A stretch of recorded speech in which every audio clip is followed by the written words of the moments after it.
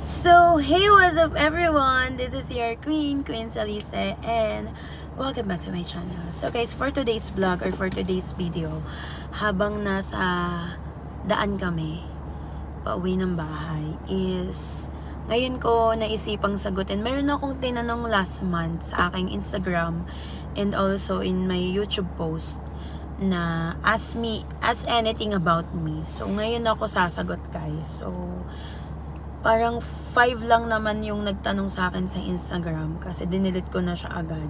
Dahil akala ko, i-vlog ko na siya kaya ko siya dinilit agad. Pero sa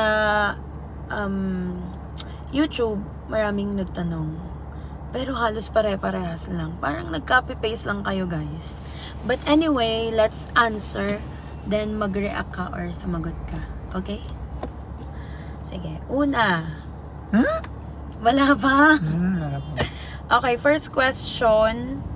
Galing kay Same Lynn. Nani? At kay Liza Marie Selverino. Bakit ang ganda mo? At nga daw. May stressful asawa. Hindi ko masagot eh. Maganda ba ako? Okay, first, salamat naman kung nagagandahan kayo sa akin.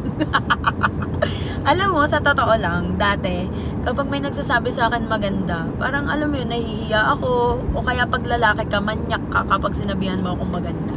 Promise, ganun yung mentality ko noon kapag nakakarinig ako na sasabihan ako ng maganda. Ganyan. Parang meron silang balak sa akin kapag lalaki sila, kaya sinusungitan ko sila. Tapos kapag babae, sobrang nahihiya ako, talagang namumula ako, ganyan.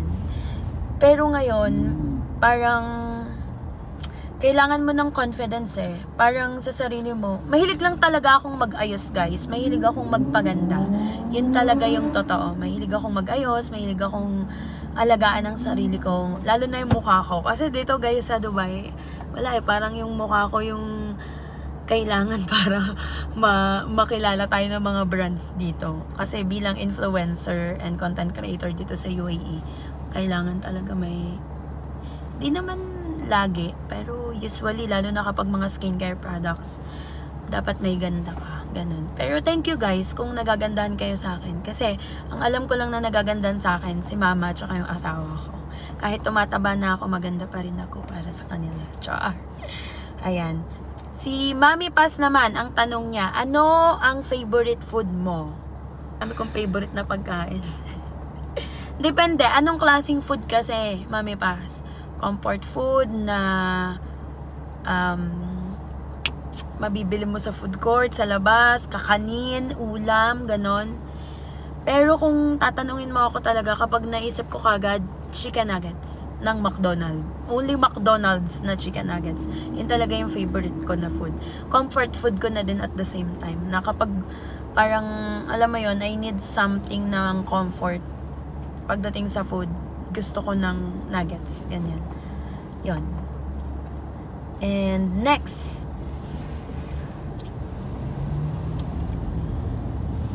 Galing naman kay Sofia ng Kasangga. Bakit ang ganda mo at ang bait mo? Yung pa rin.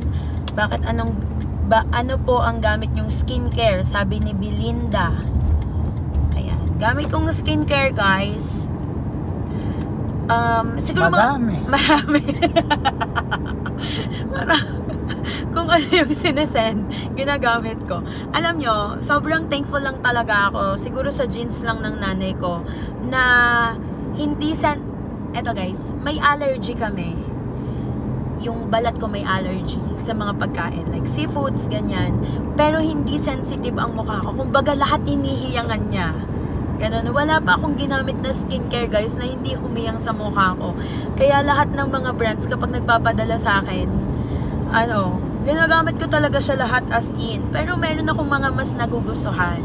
Ang pinaka nagagamit ko talaga ngayon, yung Cosnori products na serum siya, guys, na parang retinol siya, na meron siyang ano tawag doon? Anong English ng karayong? Needle. Parang needle effect siya, ganyan. So, yon. And Stingy effect. maganda din yung Cosmo Cosmetics. Syempre, Cosmo Cosmetics all the way. So, yon.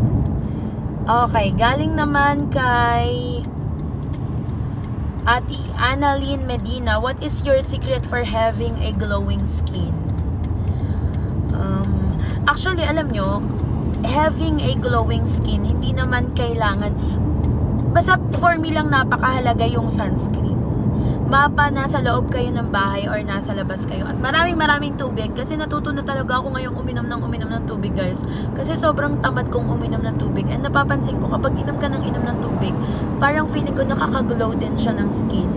And kailangan, isa sa natutunan ko, dahil, syempre, kahit nasa abroad kami, ang dami namin pagsubok, ang dami namin challenges.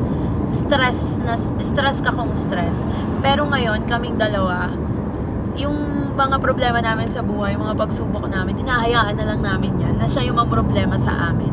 Siguro isa din yun sa part na magiging glow yung skin mo kapag hindi ka nai-stress sa buhay. Nai-stress din naman ako, guys, pero alam mo yung hindi ko siya masyadong iniintindi. Ganon. Okay. Next, kay Mami Che Chanel. Ano ang pinaka-dream goal mo sa buhay? Pinaka-dream goal ko sa buhay? Dream goal. Actually, dati ang dami eh. Pero ngayon kasi na may asawa na ako, simple na lang. Alam mo yon, yung parang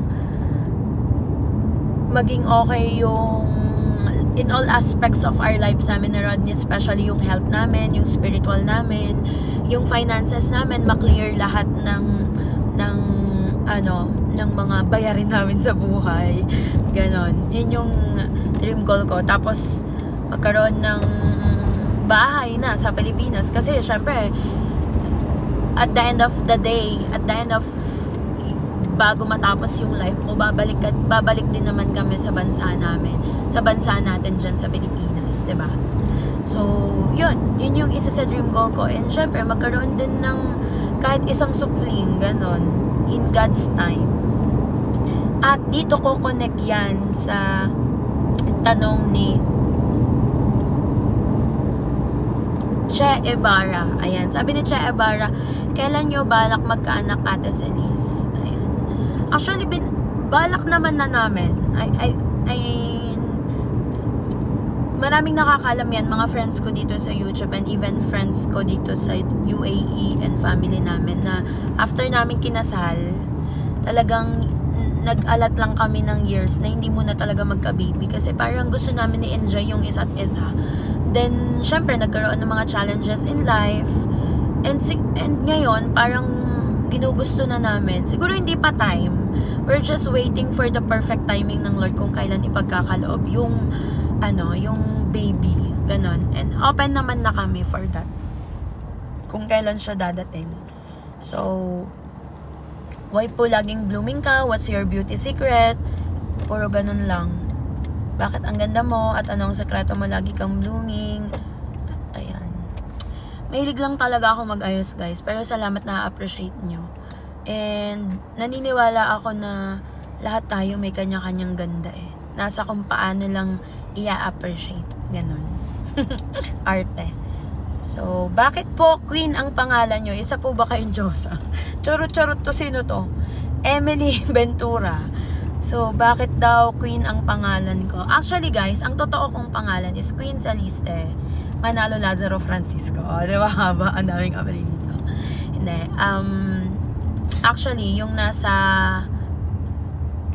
birth certificate ko na original na. Kasi 4 yung birth certificate ko, guys. Dahil pinanganak ako sa Tacloban, Leyte.